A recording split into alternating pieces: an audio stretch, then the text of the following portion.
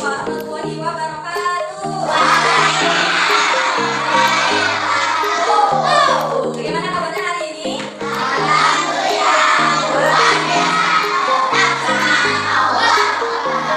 Mari anak-anak, sebelum kita mulai pelajaran, kita berdoa terlebih dahulu. Ketua bisa disiapkan untuk berdoa.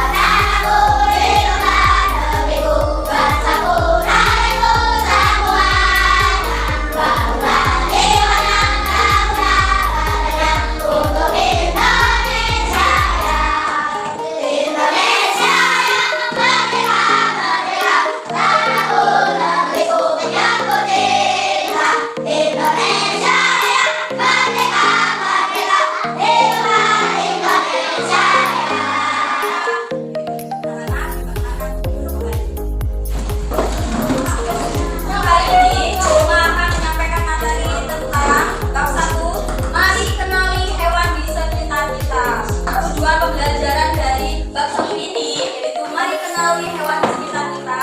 Kita harus mengetahui lebih dalam mengenal keanekaragaman hewan. Jadi hewan itu anak-anak gak hanya cuma satu, banyak sekali beberapa jenis hewan. Kita mau tanya, hewan apa saja yang ada di sekitar kita? Kita sebutin.